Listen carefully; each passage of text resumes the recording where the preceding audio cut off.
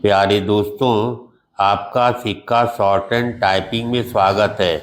यदि आप चैनल पर नए हैं तो चैनल को सब्सक्राइब कर बेल आइकन को प्रेस करें।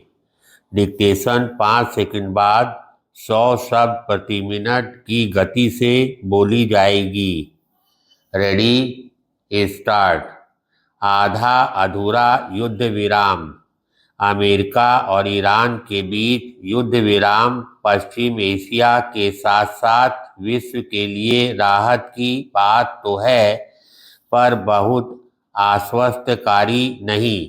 इसलिए नहीं क्योंकि युद्ध विराम केवल 2 सप्ताह के लिए हुआ है और यह विरोधाभासी दावों के साथ इतना अविश्वास भरा दिख रहा है कि किसी भी क्षण टूट सकता है।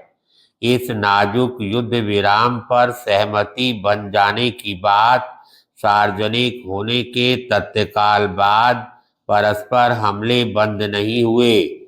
इस युद्ध विराम का भविष्य बहुत कुछ दोनों पक्षों के बीच होने वाली बातचीत के किसी ठोस नतीजे पर पहुंचने और एक दूसरे के प्रति भरोसा पैदा होने पर ही निर्भर करेगा।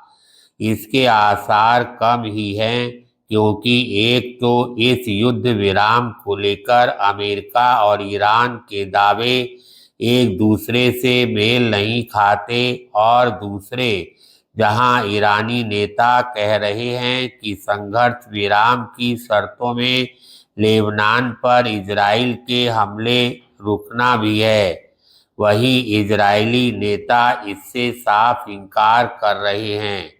स्पष्ट है कि युद्ध विराम की घोषणा के बावजूद ऊर्जा संकट से त्रस्त अंतर्राष्ट्रीय समुदाय आशंकित होकर ही चैन की सांस ले सकता है। हो सकता है ईरानी सत्ता पर काबिज कट्टरपंथी धड़ा ट्रंप की ईरानी सभ्यता नष्ट कर देने वाली खतरनाक धमकियों के बाद नरम पड़ा हो, लेकिन वह अपनी जिन मनचाही 10 शर्तों पर युद्ध विराम होने का दावा कर रहा है और जिन्हें अमेरिकी राष्ट्रपति विचार योग्य पा रहे हैं, वे तो यही संदेश दे रही हैं कि ईरान के समक्ष अमेरिका को झुकना पड़ा। यह संदेश ट्रंप की फजीहत कराने और उनके अंतर्राष्ट्रीय कद को छोटा करने वाला है। पैराग्राफ।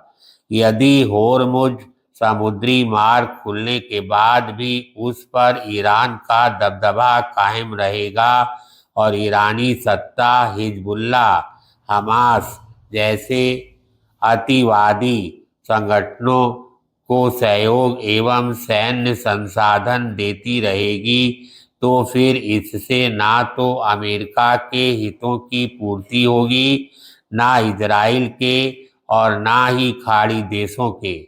इसकी भी अनदेखी ना की जाए कि ईरान यूरेनियम संवर्धन कार्यक्रम जारी रखने की बात कर रहा है। यदि वास्तव में ऐसा है तो इसका मतलब है कि अमेरिका और ईरान वहीं आकर खड़े हो गए जहां करीब 40 दिन के विनाशकारी घमासान के पहले थे।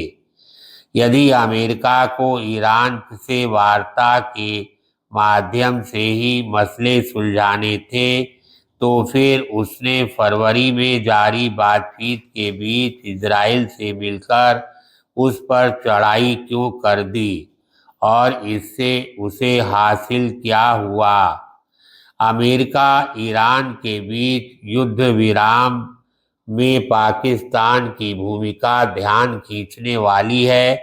लगता है अमेरिका ने पाकिस्तान को संदेशवाहक की भूमिका सौंपना बेहतर समझा। इसके पीछे अमेरिका का चाहे जो स्वार्थ हो, युद्ध विराम पर पर्दे के पीछे चीन की सक्रियता के समाचार अंतर्राष्ट्रीय कूटनीति में अमेरिकी प्रभुत्व को कमजोर सिद्ध करने वाले ही हैं। धन्यवाद।